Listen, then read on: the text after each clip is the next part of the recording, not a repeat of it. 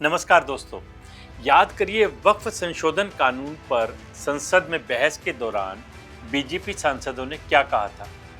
UP police की कार्रवाई ने साबित कर दिया है कि मोदी सरकार ने जिस मकसद से वक्फ संशोधन कानून बनाया है वो जरूर पूरा होगा। बीजेपी सांसदों ने उस समय कहा था कि इस कानून के लागू होते ही वक्फ के नाम पर सरकारी जमीनों पर किए जा रहे अवैध कब्जे को रोका जाएगा। योगी आदित्यनाथ ने इसकी शुरुआत यूपी से कर दी है।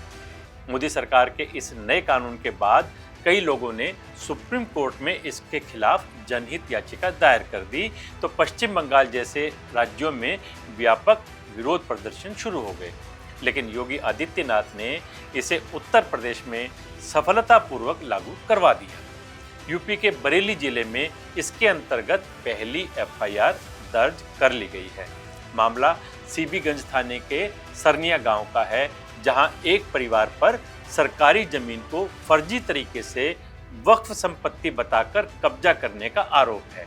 गांव में रहने वाले पुत्तन शाह ने एसएसपी अनुराग आर्य से शिकायत की है कि गांव के ही सब्जे अली नाम के व्यक्ति ने सैयद हामिद हसन नामक एक फकीर को सामने लाकर कब्रिस्तान की 3 बीघा सरकारी जमीन पर कब्जा कर लिया है। हामिद हसन की मौत के बाद वहां एक पक्की दरगाह बना दी गई, जहां झाड़ फूक और टोने टोटके का काम किया जा रहा था। आसपास के लोग इससे काफी परेशान हो गए। जब पुत्तन शाह ने इसका विरोध किया तो उनके साथ मारपीट की गई। उन्होंने आरोप लगाया कि इस जगह को अवैध तरीके से धार्मिक स्थल बनाकर लोगों से पैसे भी वसूले जा रहे हैं। आरोपियों ने सैयद हामिद हसन दरगाह चैरिटेबल ट्रस्ट के नाम पर जमीन के कागजों की फर्जी रजिस्ट्री कराई थी।